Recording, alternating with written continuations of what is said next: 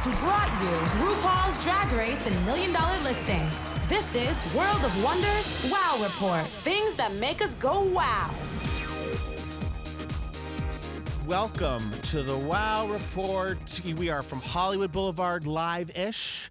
Every week, we count down the top 10 things that make us go, wow. I am Tom Campbell, here live-ish in person, your host here at the Wow Report this week, because our fearless leader, Fenton Bailey, is in Australia and joining us by not satellite, not an iPad, but an actual iPhone. We've had some technical difficulties, folks. For those of you watching, Fenton, say hello. Hi, I'm in Sydney, Australia. I'm down under, and I've got this amazing view of the harbour. I love it. Hello. Oh, you haven't said I'm here yet, but no. hello. Hi. Hello. Well, whose voice could that be? James St. James is in another part of the world. I'm the only one who gets stuck in L.A. So filling in for James, one of our favorite people on the planet Earth, Ross Mathews. Hi, that's me. Hi. I was the one talking now. Fenton, I've never been to Australia, but I feel like I would do very, very well there because I know I speak the language, right? Fairly well. Yes. I would love you. It is every day you're not here is a crime against culture and civilization. Oh. You gotta come. Somebody book me a ticket. I'm going. Australia, here I come. All right, so we have very different perspectives. Mine from Hollywood, you live in the Valley. Yes. And then Fenton from Australia. We're going to start counting down, starting with number 10. Number 10. Oh, that's me. Mm-hmm. Guys, did you hear social phenomenon of the face crack of the century? Uh-huh. Abba is reuniting. And I got to tell you my first reaction. Go. Too late. Too little. Too late. What? How dare you? Abba dabba doo. Too little, too late. Just because you know what, and I'm softening a little bit, but ABBA was big in the 70s, people, to the early 80s, and they have had so many chances, so many soundtracks they could have been on, so many remixes, and so now, in their 90s, they're coming back together. They're recording 2 songs. But I have to say, in researching, because, I go into intense amounts of research for each episode of the Wow Report. Of course, yeah. I listen to a lot of ABBA, and God damn, it's good music. It is good music, and I don't think you can say, "Oh, your time is past to come back." Right? It's like when someone if you have dessert and then someone brings you more dessert, what are you gonna say? No, thank you. No, I like ABBA. I like them forward. I like them backward. It's spelled the same way. I think watch them come back. They have so much support from not just our community, older community. The younger kids are gonna love it. Watch them have a hit. Yes. It could happen. Where they just come back and all of a sudden Ryan Seacrest is playing it on top 40. It could happen. Fenton, where are you with this whole ABBA reunion? Abba dabba doo. I think ABBA are timeless. I mean, yes, they came from the 70s, but they're like sort of aliens from outer space. And anytime they want to bless us with something, that's good by me. I mean, they are consummate songwriters, and those songs are like a template. I mean, they're just the greatest hits. So, welcome back, ABBA. Yeah, and Tom, if you change your mind, take a chance. I knew you would be the one. I knew you'd beat me to puns, Ross Mathews. And that's why you're here, because I love you so much. Now, I just have a little bit to report on because their manager, Gorel Hanser, which is a female name, oh, the Swedes, asked, will the group actually be touring together? And she just said, no, heavens no. We should remember them from how they were in the 70s and listen to how they sing today. And I guess the songs are going to be put into a BBC documentary. Fenton, I don't know, BBC, England, things of that nature, bangers and things of that nature. And the other thing is it will also, they are kicking off, because we talked about this earlier, they're doing a hologramic concert. Yeah, I don't like that. I'll tell you this. If they're going to sing, they should show up. And it just occurs to me now that they are a little older, like, do you know when you get older, people get sort of that warble in their voice? I don't know what you're talking about. I wonder if they'll be like, Fernando. There'll be like a lot of Angela Lansbury going on when they sing. I am so glad you brought up Fernando, because the other thing that sucked me back into the ABBA good space was the recent leak of Cher singing Fernando. Yeah. at CinemaCon, which is going to be, she stars in Mamma Mia 2, a movie I never imagined would have a sequel. Never. Let me tell you something. I would have had to be dragged by the Trump administration to go see Abba 2 or Mamma Mia 2. But when I saw the trailer and Cher was in it playing Grandma, I know now that they are marketing directly to me. It does feel like it's going to put Ross Mathews in the seats in the theater. When all of our identities were stolen by Facebook, yes, they made this movie for they you. Totally they were like, did. this is for Ross. I have to say, like, why did they wait so long to make Mamma Mia 2? I mean, to me, it's like, oh God, what's that other movie franchise that just keeps on? Oh, Sex and the City. I mean, it's just there's a space for Mamma Mia in the universe. It's not my favorite thing, No. but I think they could just go on and on into the 90s and 100s and beyond. Right. And as much as I bitch about him, I'll watch. I'll probably go to the theater now because Cher's going to sing, "Can you hear the drum, Fernando?" But I would have caught it on HBO in like 2.5 years, and now I'll be there opening day. I'm going to watch on TBS in 3.5 years. With commercials? You know, it just gets me through. Anyway, that's number 10 on the Wow Report. Abba coming to a radio near you. Pay attention. The songs are called "Shut Me Down," which is up-tempo, but not a dance song, and "I Still Have Faith in You," which is a ballad. So there you have Do you it. think they just wrote them, or that they wrote them years ago and they've just been dying to record them? Good. I don't know. I don't know either. Let's go deeper. All right, time to move on, you guys. It's a countdown, not a count up. Yeah, it's number 9. Number 9. Ross Mathews. Number 9 is something that I'm watching about, and it's so good I'm actually tweeting about it as I watch it. What could it be? Well, last year it won the Emmy Award for Best Drama. The Handmaid's Tale is back, and I think it is even better than last year. It is because it is so uncomfortable and so shocking. And then, spoiler alert, just small one, not going to ruin it. She's sort of like, the show changes a little bit. I'm not going to give it away. But remember, it's all about her being captive in this dystopian sort of society. Something really shifts on episode 2 of this season. So I love when a show does that. Homeland always is willing to do that, where they will just sort of really shake the show up. Handmaid's Tale has done that. If you haven't watched it yet, you're dumb.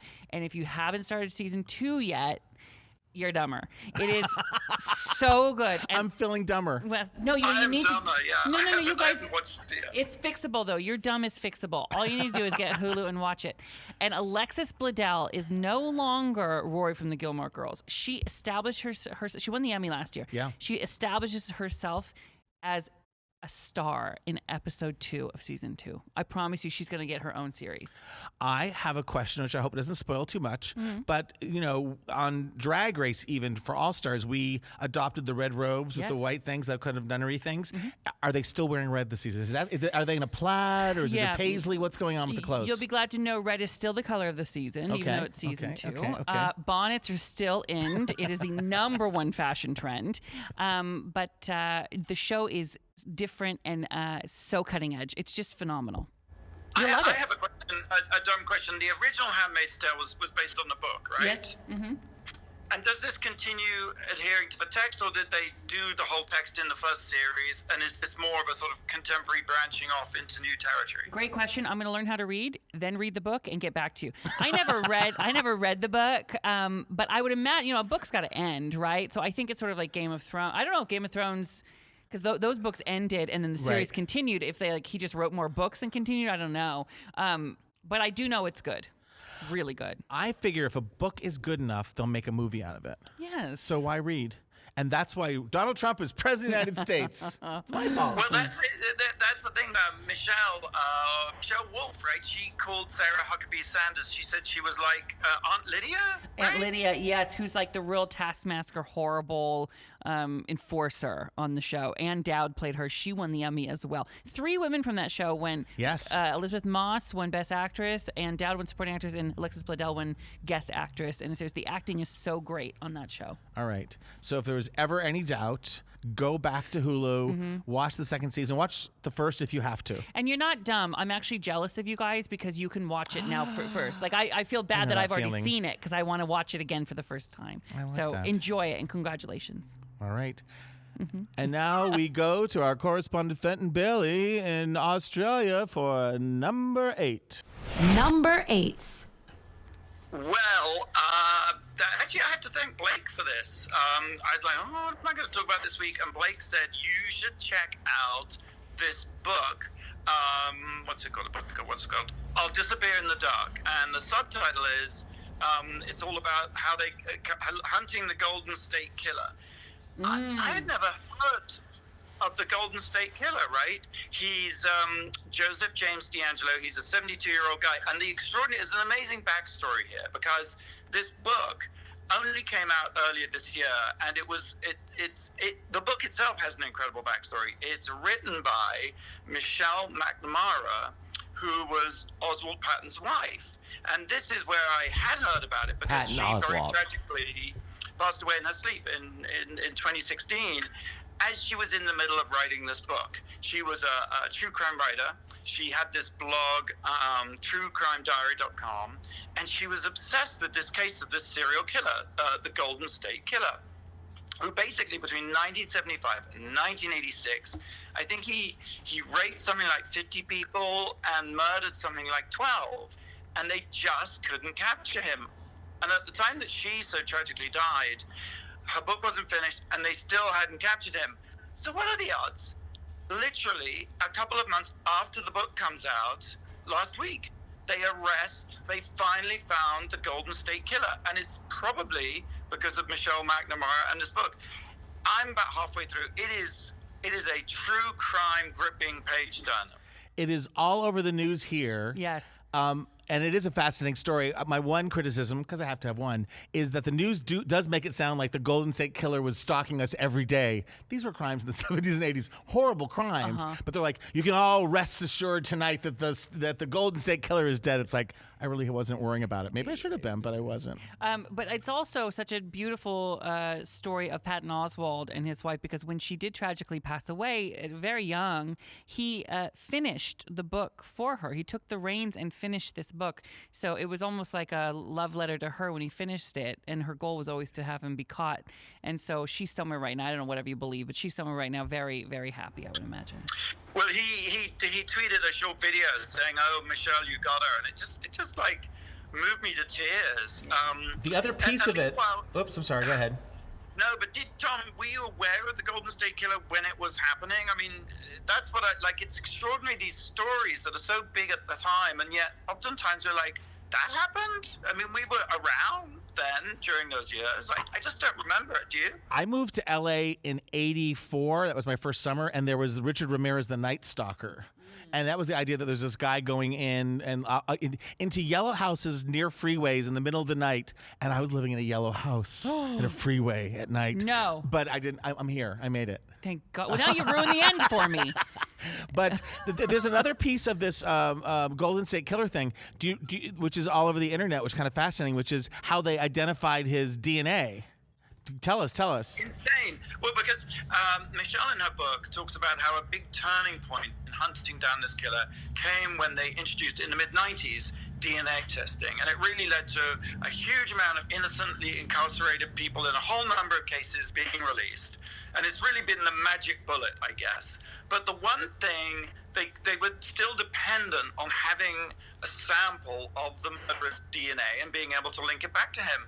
But in this twist, this modern new twist, which is just so gobsmacking, what they did is they went to public access DNA records. You know these kits where you can take a swab and send in your DNA? Mm-hmm. A lot of that data that you send in about yourself is public. So what the police did is they went in and looked for relatives who had the same DNA marking as the killer. And that is how they narrowed it down, and that is how they found him. It's almost like a YouTube. Like they put in they had a rape kit that was intact of the killer. They put it in there, and it matched like his his great grandfather, and they were able to eliminate down like, well, who moved to California, who was living in California at the right time, and that's how they found him. So have you done a DNA test? I have, and I've also done it on my chihuahuas. You can do it, find well, out. No one's safe anymore. No one's safe. Fenton, have you done DNA? You can clone your chihuahuas right now, like Barbara Streisand. Yeah, you cloned killed them. Yeah, I'm looking into it. And also, good news, neither of my chihuahuas is a mass murderer. So thank God we looked into that. Yet. That you Yes. know of. That we know of. All right. Yeah. I think it's time to take a little break. Oh! I should have held on to that spoiler alert for after the break. But we do a little trivia question. Blake's in charge, so let's hear the trivia question. Save your answer until after the commercial. Okay, This is how we remember. keep people I listening. remember. This is how we keep people listening. I understand. They love this part. Okay, now, this one's about Abba. Oh. And other than, just because, why did they wear those sparkly, crazy outfits other than the reason that they just liked wearing them? There was actually a purpose. I think I have an answer. I'm not going to share it now. All right. Don't go anywhere. We have so much more to count down. You're listening to the Wow Report on Radio Andy. You're listening to World of Wonders Wow Report. Hey everybody, it's Alexis Michelle, and RuPaul's DragCon is right around the corner. Come party with me and all the other dolls at DragCon. RuPaul's DragCon 2018 here in Los Angeles, May 11th, 12th, and 13th. And remember, if you can't make it the entire weekend, you can get a single day pass. Tickets are available at RuPaulsDragCon.com. Oh my God, it's coming! I'll see you soon!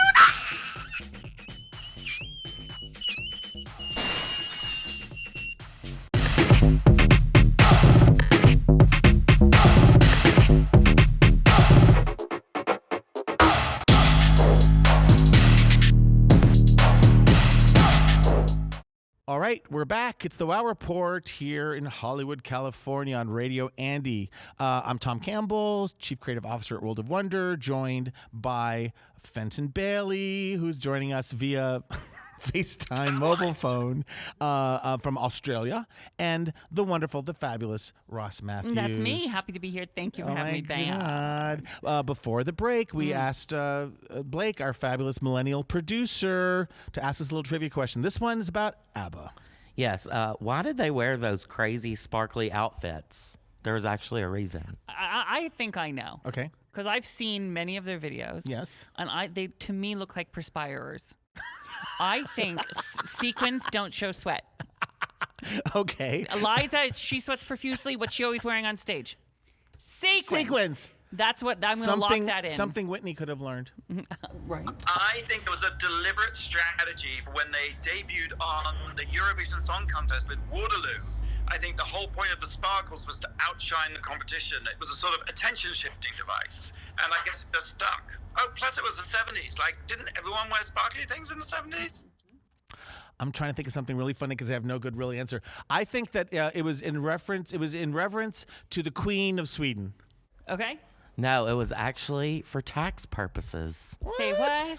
Yep. Swedish laws allowed the cost of outfits to be tax deductible as long as they were intended for performance only and wouldn't be worn as street clothes, according to Abba, the official photo book. And this is from Parade magazine. Well, I trust Parade. I do too. That's where I go for all my news.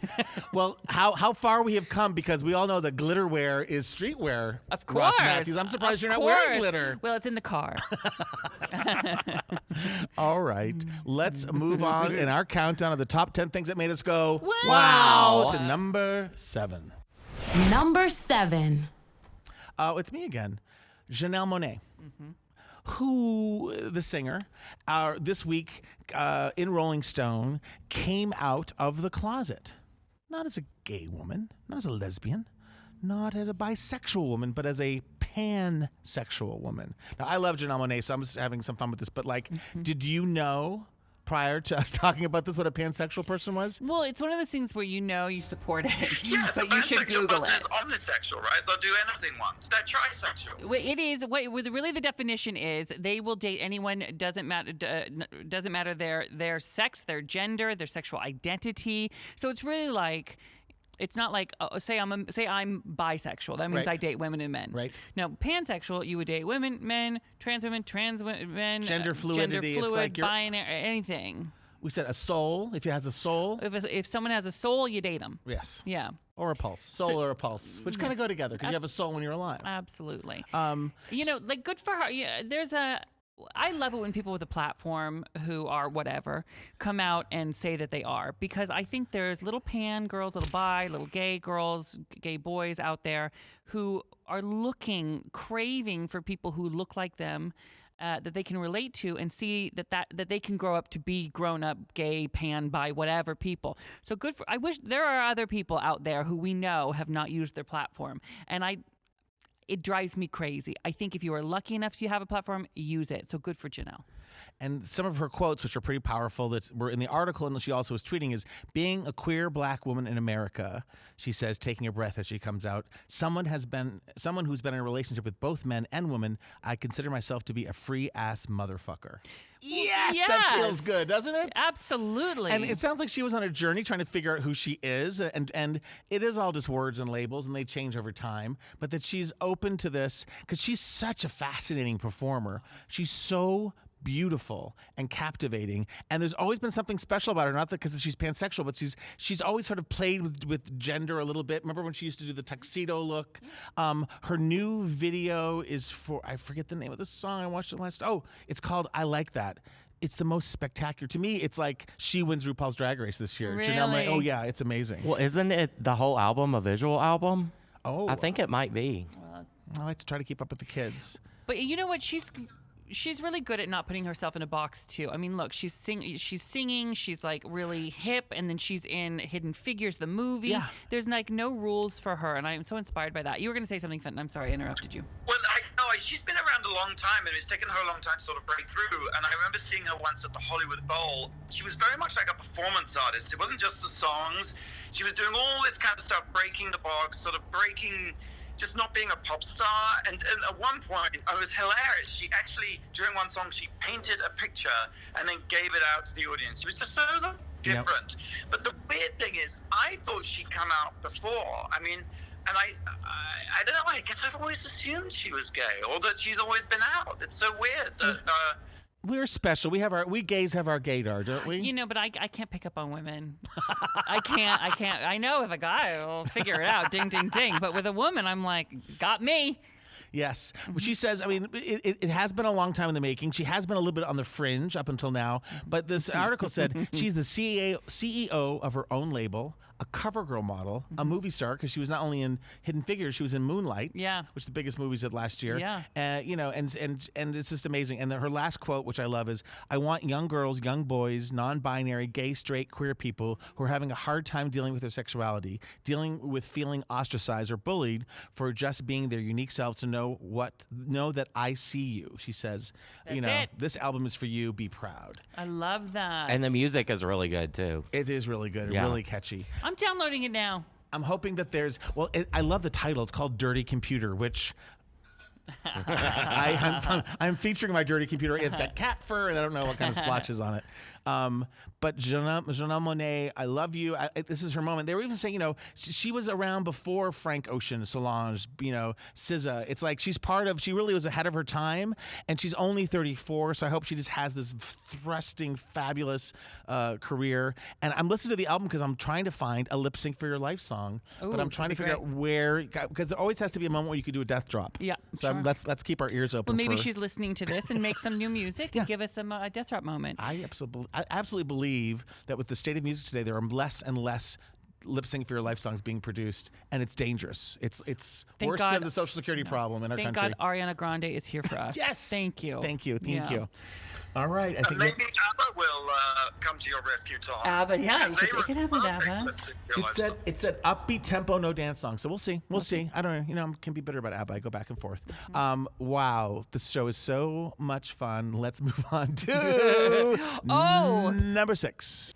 Number 6. Number 6. Okay, I live in Palm Springs. I have a place there, and I'm in LA, and I just love Palm Springs. And so I went this weekend, and it happened to be White Party this weekend.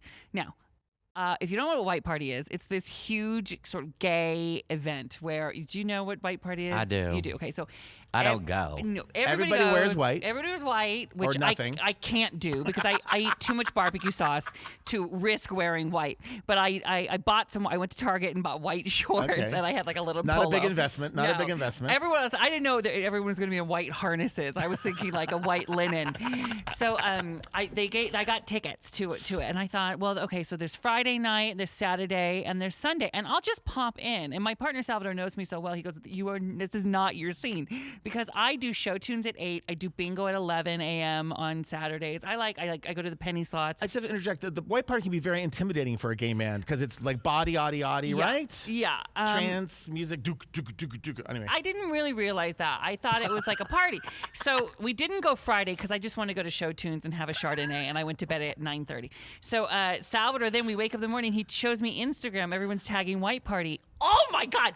There are lasers. There are butt cracks everywhere. It is everything. I go, what? I can't go to that. Then I hear there's a tea party on Sunday. I go, a tea party. I love tea. Yes. I didn't know it wasn't like that. There was a Ferris wheel. I went to nothing. I went to bed every night by 9:45.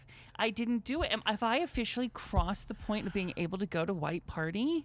Well, did you ever go? Never. So I don't know. I think I was born on this side of the line. Fenton, have you ever been to white party? No, I never. I've always been far too terrified. Because you basically have to go topless, right? And I do not have a good top that looks good naked. I've got, I just don't have any shape or definition. And I've heard that these circuit parties, right? Because they were very popular. I guess they emerged in the 80s. Yeah, these 90s. Circuit parties, where all the A-gays went with the beautiful bods, and they form a sort of circle on the dance floor with the most beautiful at the center, sort of radiating out. It's like a sort of like honeybees or something, like a cluster buck of honeybees. And I was like, I can't do that. Plus, I always heard that the action really gets going at like 3 a.m. Oh, yeah. I've been in bed for hours by then. And I think also everybody's always high on drugs, like ecstasy. So the whole thing was like, just too intimidating for me. Although I once did go to the black party, and Ross, I lasted about 5 minutes. I was like, the black party's in New York, and it's all leathery, right? Yeah, I mean, I found a black top with a zipper in it, and a turtleneck, a beret, a cigarette holder. I feel such a failed gay, though. I just can't do it. And that's the feeling I felt. I can't go to a white party and take my shirt off. For starters, I look like a melted candle. Two, everyone's dancing with Molly. I think they mean Molly Ringwald is there. I'm excited. And then I woke up at 6 a.m. and drove to Starbucks, and people were leaving the party. Like, what? What do you do for the rest of the day? Nothing. I think if you haven't already made this deal, there should be a big billboard coming to Palm Springs with your picture on it. It's like, welcome to Palm Springs. Relax. You know what I mean? You have the Palm Springs lifestyle down like perfectly. That's why people go, except for white party weekend. You live the life. I should open a bed and breakfast called Sensible Bedtime. And didn't they create the term about Palm Springs? They said people who live there get guacamole brain. That sounds like me. I love that. Yes. I mean, that's what I love. I did win. Oh, God, can I tell you? So I didn't go to white party. Can I tell you what I did do, though? What? Okay, ready. I went to the buffet at the casino, and I have a free membership card, so it's $12.99, but I get $3 off, so it was $9.99. And then I stuck around for a minute, played the penny slots, and won $10.02. Do the math. They paid me 3 cents to eat all-you-can-eat salad bar and sugar-free Jell-O. That is an absolute truth. That's what I had, and boom. Good. That was my white party, the other white meat. Now, have you ever been on a gay cruise? Yes, many gay cruises. For your own pleasure or as a paid entertainer? I was as an entertainer. I'm friends with Rosie O'Donnell, so she was doing the Our Family cruise. So I haven't been on like the circuit party cruises, but I've been on the gay family cruises. I am a cruise person. I love bonding with strangers at a piano bar. I love a buffet. Where you can just get so many slices of watermelon. There's still a lot of sitting involved in these stories, right? And like there's no lasers and there's no jumping around shirtless. Sitting is about 87% of my activity every day, and I'm fine with it. And I bet Rosie's cruise is a lot different than the stereotypical gay I want cruise. a Fitbit that rewards me for sitting. Is that wrong? You know, Well, I Ross, mean- I'm so sorry you missed it. I thought Kylie Minogue, headlined at the white party this She year. did. I heard Like, she was great. I didn't go. I have said this, but I won't go all the way. But I've been to the Hollywood Bowl many times. I've seen Diana Ross. I've seen Liza Minnelli. I've seen the gayest performers, people that the gays love. Nothing compared to the evening that Kylie Minogue was there. Really? Everybody was gay. The attendees turned gay. It was like it was only gay people. Can I also just say, too, because I feel like I was talking such smack on the white party, everyone that was there looked like they were having the best time in the world. So if you like being up late, which I just am not built that way, you should try it. It looks fabulous, and come visit us in Palm Springs. I have no judgment. I've lived long enough where I used to feel out of it. I used to feel like, I'm not getting, like, I need to be one of these guys with a shirtless thing. And now I'm like, I'm beyond that, and I'm like, thank God you're having fun. Thank God I'm in bed. Yes. Getting Fitbit lie down bonus points. I got my steps in. They were just leaving at 6 a.m. By 7:30. I had 6,000 steps in. I had my Americano, and I had a nice breakfast. I felt good. And both sides make the world go round, right? Yes. Like, some people have to be up all night, some people all day. God bless them. Let's move on. Fenton to number 5 from Australia. Number 5. Well, it's funny you say that in Australia because for some reason, I went to London first. I was doing a week of meetings in London. Well, it's on the way, right? It would be the short way to go to Australia, but it's actually completely the long way round to get there. But while I was in London, I went to see this play, and I'm kind of like, I hadn't heard of it until last week, and literally the day before I went to see it. It's actually a musical. I'm sorry, it's a musical. I went to see this musical called Everybody's Talking About Jamie, and it's Jamie is a teenage drag queen, and this is another thing that has an incredible backstory because the musical was based on a documentary, a BBC documentary called Jamie, Drag Queen at 16. So this was a British documentary about a young drag queen in the north of England. Actually, weirdly, he lived in Toronto, but not Toronto, Canada, Toronto up in County Durham. I don't know if you're interested, but it's called Toronto because the baron who owned it back in the day was told he had discovered coal under his land, and he was in Toronto at the time in Canada. So he decided to call his village, I suppose that's what you did in the days, you were able to name your village after whatever you wanted. He called it Toronto. Anyway, so Jamie is how this documentary about this young drag queen came to be made is really incredible. He came out at 14, and he always dreamt of being a drag queen. He wanted to be a drag queen in Vegas. And he decided that at school, his career counselor told him that he should be a forklift driver. Well, he's a drag queen, he wanted to be a drag queen, so he didn't fancy that. And he decided what he would do is he would come out in a frock, wear a dress, to his high school prom. And word got out that he was going to do this, and so the administration of the school was like dead against it. And they were like, you can't do this. And so this is what is so fucking brilliant. He decided that since he thought he would get lynched at his high school prom, but he was determined to wear this dress. So what he did, he called up a production company, told him his story, and said, come make a documentary about me. And this production company, Firecracker Films, who kind of created the Big Fat Gypsy Wedding shows, they said, okay. So they went with him to his high school prom. And he said, I thought I would be much safer going to my high school prom in a dress after I'd been banned from attending by having a film crew with me. Isn't that He was smart? ahead of his time. Smart kid. And wait, so now it's a musical? Right. Okay. So then what happened? This is just one of those stories. I don't know. There's some moral in here that you will articulately explain for me. But they made the documentary, and then the documentary was on TV, and this guy who was a composer and a choreographer just happened to see it and thought, oh my God, this should be a musical. So he reached out, and he'd never written a musical before, but he got his other gay best friend, and together they wrote this musical, which went on in a local theatre in Sheffield, in the north of England. I mean, it's kind of cool. Sheffield has got a reputation, but it's not, it's off Broadway. And on the last night, this producer from London comes, and she sees it, and she's like, oh my God, this is amazing.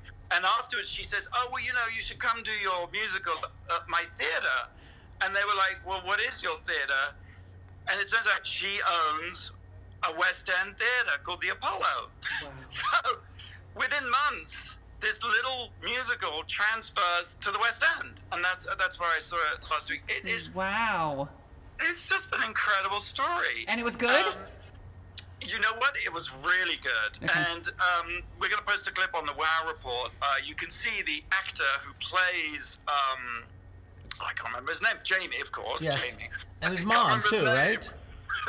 The actor, it looks like kind of Richie Rich, the club kid. Very tall, thin, bleach blonde hair. And he's actually transitioning.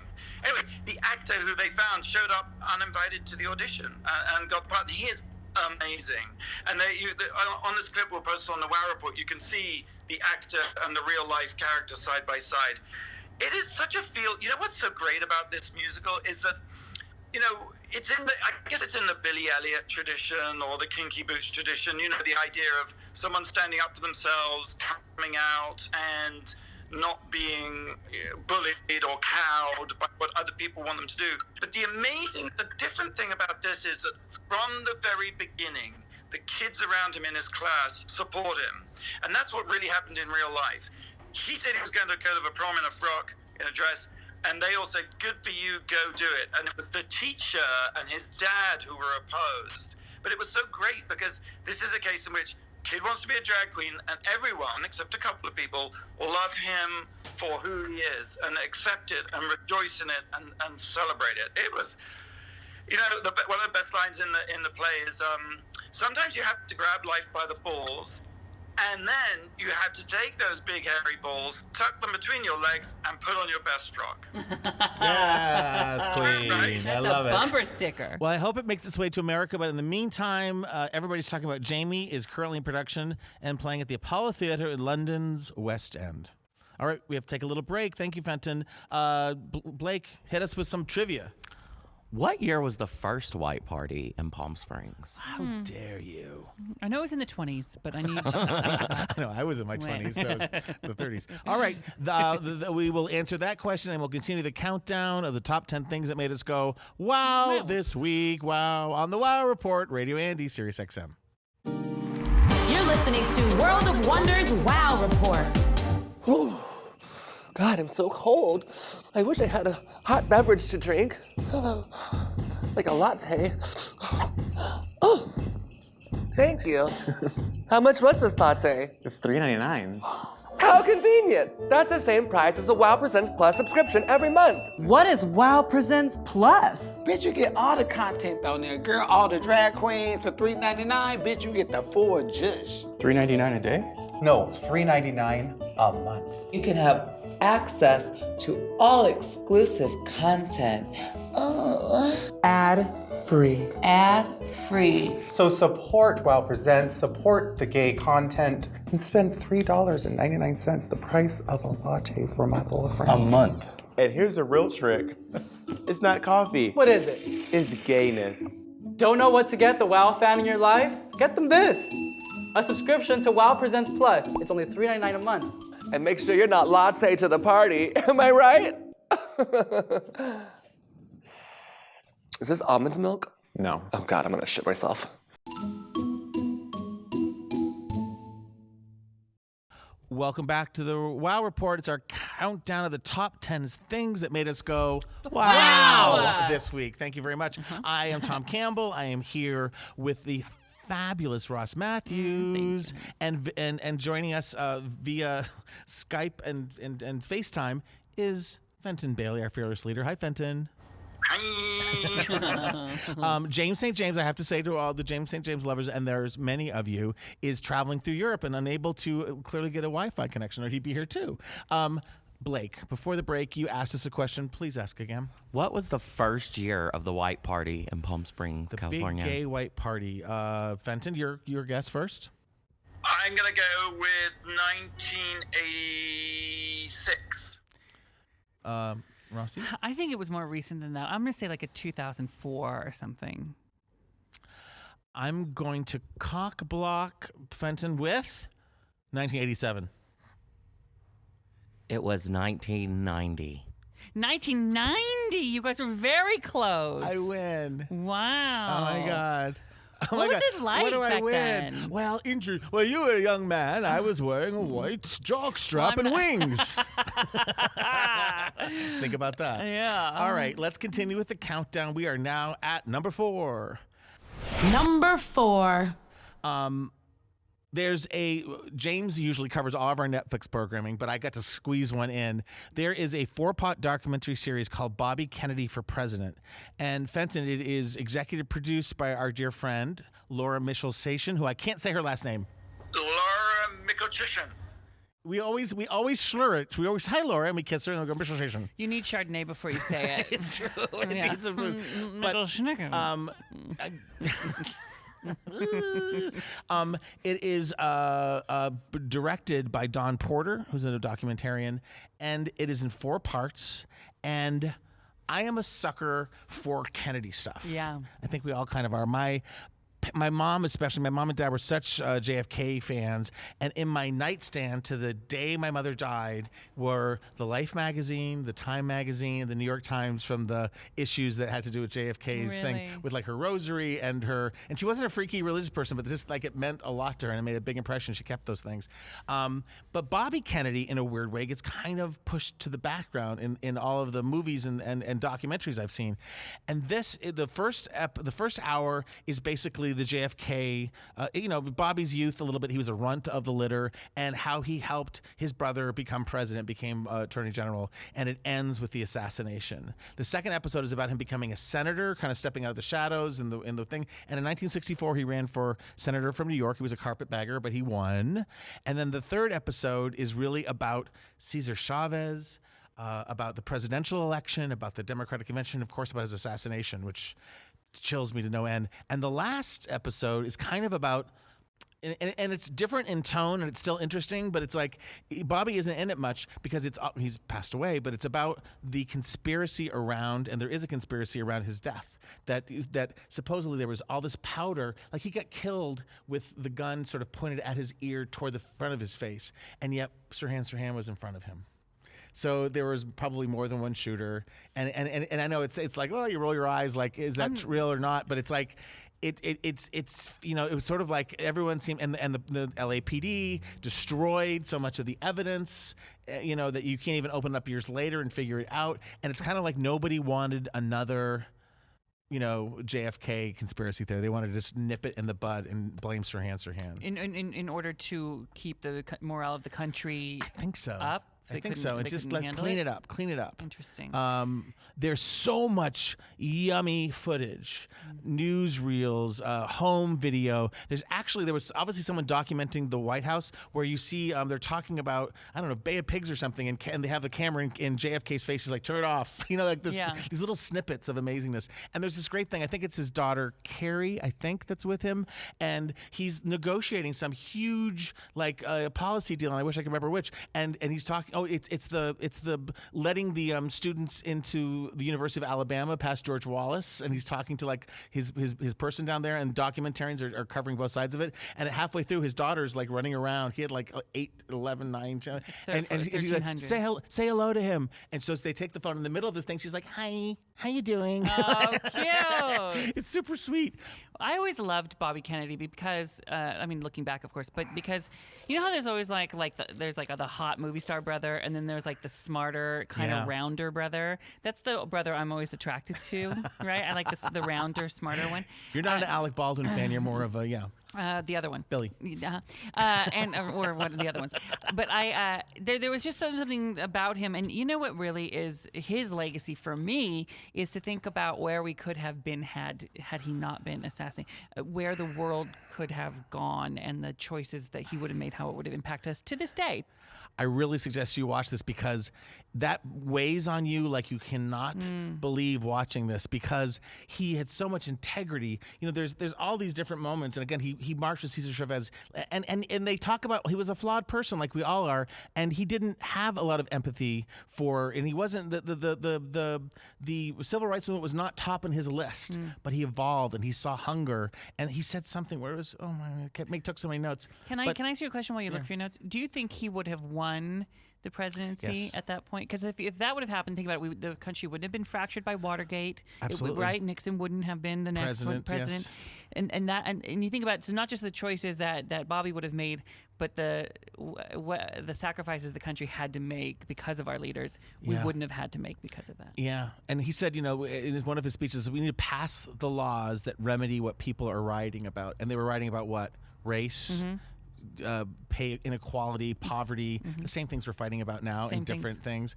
And he was so articulate about it, and I won't even try to get it all in. There's this one moment that kills me, that Francis Romero was the busboy, the Mexican busboy who was shaking his hand when he was shot. And there's a shot of him because he went to the president. He was so excited to have met the candidate. And when he was lying on the floor, Bobby, he went down to help him up and realized he couldn't, and just cradled his head so it wouldn't be touching the cement. Yeah. And they brought him along with one of Kennedy's people who was shot, and they go to the Ambassador Hotel, which is now the Robert Kennedy School. It's an incredibly up-to-date complex for education. Right on Wilshire Boulevard Right on here Wilshire in LA. Boulevard. Yeah. And there's a mural. It's almost like it's like a Diego kind of thing, and the busboy is one of the characters painted in this mural. And it's just, there's so many moments. What was his reaction when he saw that? He bawled. Yeah. He bawled, as I'm doing right now. So watch Bobby Kennedy for president. Can I ask a quick question? Yeah. I wasn't aware. I love conspiracy theories. I wasn't really aware of the Robert Kennedy's theories.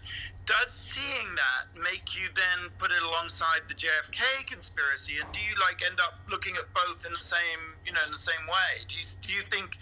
Does it suggest there was some larger conspiracy just to eliminate the Kennedys from the political landscape? If Bobby Kennedy was shot 2 months after Martin Luther King was assassinated. Malcolm X was shot before that. The 60s, as we all know, but I don't know if it was a group conspiring, but it felt like people were making a real difference. They were fighting poverty. They were fighting the real fight and doing it honestly, and society didn't want that. The forces brought them down. And they didn't have the experience enough to know how to protect people at that time. It was you know what I mean? Now, Secret Service is way more advanced than they were. And that's in the other 60s. thing is people just wanted to touch him. And now obviously we keep people far away. But he went to the migrant workers with Cesar Chavez. He would go on parades. Everyone just wanted to touch him. He had this magical thing, which I think is oh, I'm cynical. That's bullshit. I'm going to look at this, and Robert Kennedy's not so great. He was that great. Well, and look around, just let me say this, look around at our leaders now and think about a day when the leaders used to inspire us. Yeah. Watch it. All right, Bobby Kennedy for president on Netflix. Let's move on to number 3. Number 3. Okay, this is just as big as Bobby Kennedy, and it's a quick. This can be very quick, but not that long ago, a few weeks ago, RuPaul got a star in the Hollywood Walk of Fame. I was so happy it's right here. to be there. Right, I was also at. I'm friends. I did stuff with Steve Irwin, the crocodile hunter, and I'm friends with his family. And a week ago, I was there when the star was unveiled for Steve Irwin. I was not there, however, when my favorite band of all time, sorry Spice Girls, NSYNC was given a star on the Hollywood Walk of Fame. That's right. Every member of NSYNC was there. Yes, even Justin. Lance was there. Chris Kirkpatrick was there. Joey Fatone was there. And Jay-Z Jazzy with the long hair was there. And so they got a star. There was a big deal. Fans, there was a dirty pop-up, sort of a thing for the fans. But one thing I read, very interesting, and I will say, I was looking, I don't think Justin Timberlake has his own star yet. Okay. I think he should have his own star, and I think the denim outfit he wore with Britney Spears should have its own star. Should have its own star. The band, they never get together with Justin because he's sort of big, right? Apparently, after the star, they all went to dinner. Except Justin didn't show up. I just want to say, Us Weekly is reporting that. I know, but I'm going to go lay by the star, and I'm going to sing my favorite NSYNC song, which, in case you want to know, is "Makes Me Ill," which is sort of on the B-side, but it's a great NSYNC song. I was hanging with the fellas. Saw you with your new girlfriend and made me jealous. I was hoping that I never see you with him, but it's all cool because I'm glad that I met him. I could do the whole thing. We'll play that song on the way out to commercials so people can actually recognize it. No offense. Makes me ill. No. You look it up. Apple Music. Look it up. It is a great underrated NSYNC song. So congratulations to them. Yes. One of my favorites. I just wanted to give them a shout out. They deserve it. I heard from someone who went to the Ellen taping the same day that Ellen had gone to see Justin in concert the night before, and they were both really tired and they complained about it. So maybe Justin was just pooped. Oh, poor Justin. Just so tired. Poor Justin. All right. That leads us to number 2 and our fearless leader from Australia, Fenton Bailey. Number 2. Well, this is, I was going to say, this is why I am in Australia.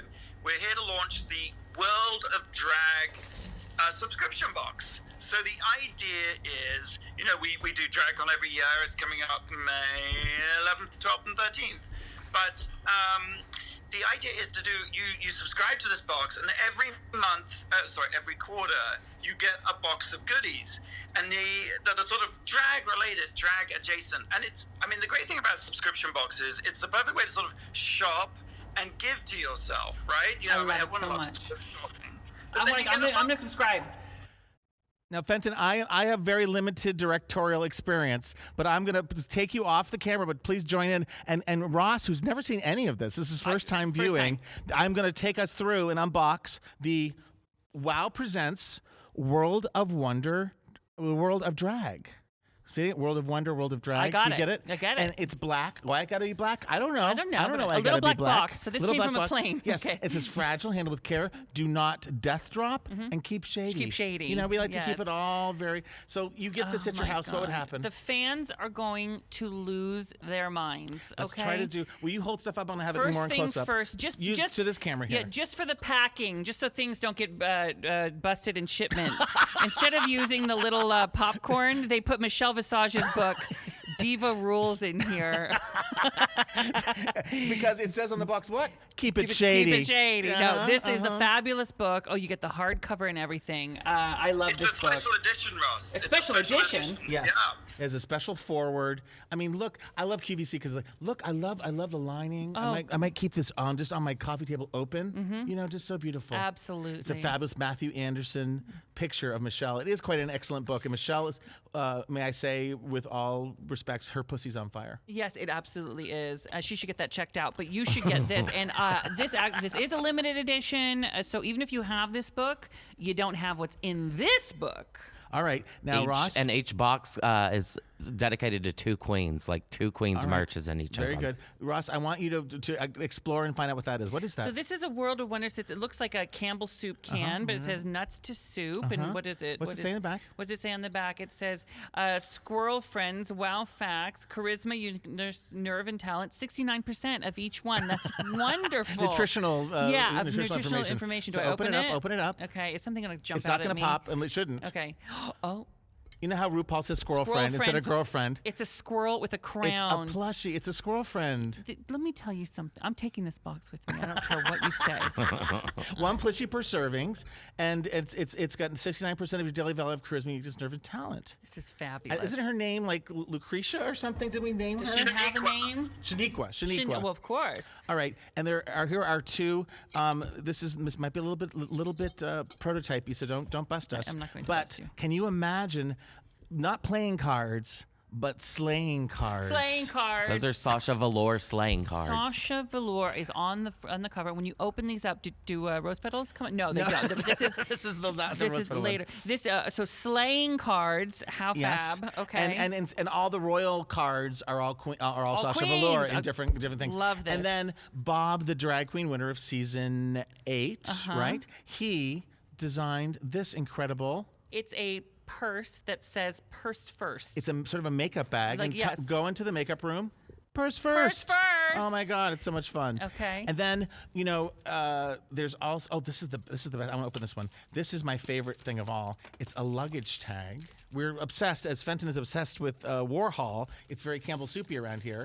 And this is a World of Wonder fiercest luggage tag. So you're welcome to the family. You're now part of the family. You get to put this on your luggage or your backpack or whatever it is. Now, this is how you can tell which bag is yours, right? When Yes. at the luggage, fiercest Exactly. luggage bag tag. And one more thing, Fenton, I always want to see your face. How are we doing? Does it sound like fun? Do you want to buy it? I want to buy it. Okay. I want to buy it. My favorite thing, one of my favorite things in the box is the unicorn pool float, right? Because Yes. everyone needs a pool float. Even if you don't have a pool, you need a pool float. It's really like a Jeff Koons sculpture in your living room.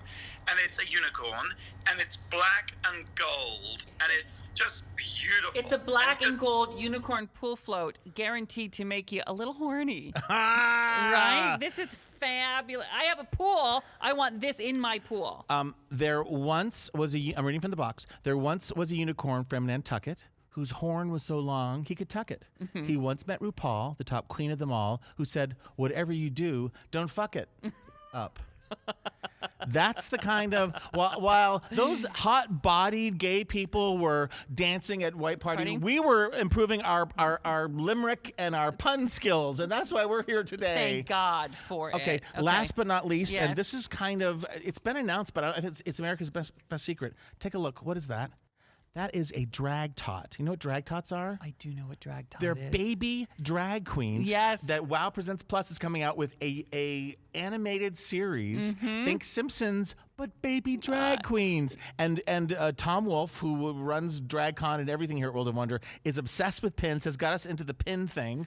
And this is I believe, yes, it's Dinosaur, and it's a voice by Bianca Del Rio, who happens to be a drag baby who's 42 years old. Don't worry about that. Big Don't deal. worry about that. Big deal. Big deal. People are going to love these. These are going to be the hot commodity, I think. Everyone wants their pin. I'm putting, never mind. I was going to do something clever, and of course, that doesn't last very long here. I was going to put you side by side, Fenton. There's so much in this, and we didn't even get through all of it, but I have to tell you, I mean, as a fan of everything that World of Wonder does, I want this, and I think the fans are going to love it. And the amazing thing is, like, you can do a quarterly plan, which is $59 a box. So you get like these 7 things, $59. That's crazy. Or you can do an annual plan for $57 a box, and you get a special surprise item.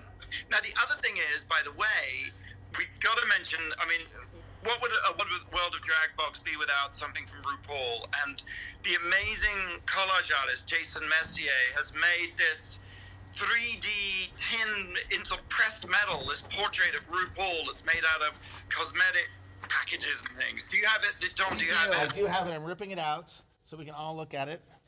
Ross, please hold it up to the camera. Oh my gosh, how great is this? And it comes with a certificate of authenticity. And for those who can see, it is RuPaul, a portrait of RuPaul that is, it's a replica of the original, which was made up of all things you find in your makeup drawer. And it's tin. This is my ring on it. Yes. I'm going to take off my license plate and replace it with this. It's a vanity plate beyond think belief. In the state of California, they're fine with that. Yes. You get a moving violation, I fear. Yes.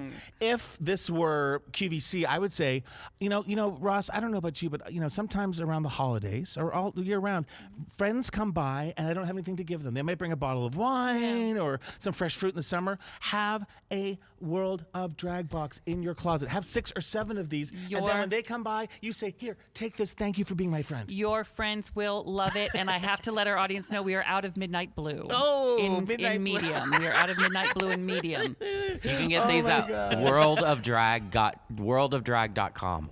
worldofdrag.com. But I can't tell you how hard everyone here at World of Wonder, and especially Fenton, has put a lot of effort and energy, as you can imagine, into this. We are a TV production company, and yet we find time to make a drag box. And it's made with love, and it's made with care, and we hope people love it. And if you get it, let us know on the YouTubes or whatever if you like it. And if you don't like it, keep it to yourself. You know what I mean? There's enough sadness in Give the it to world. someone else who love it. Exactly. I'll take it. All right. So we have reached almost the end of our show, but still coming up, the most important thing, the number one thing this week that made us go, wow! So don't go anywhere. You're listening to the Wow Report on Radio Andy Sirius XM.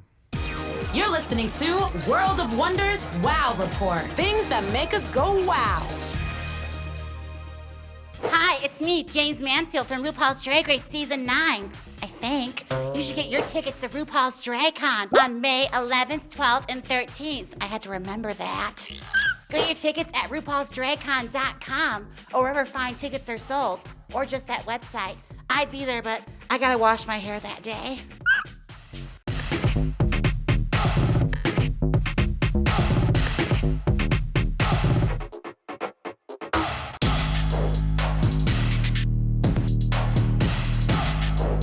I can hear your heart beating. Can you hear mine? I sound a lot more masculine than Ross Mathews. His voice is deeper than mine.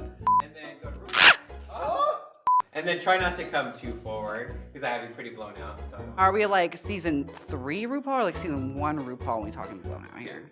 We're back. You're listening to the Wow Report on Radio Andy, Sirius XM.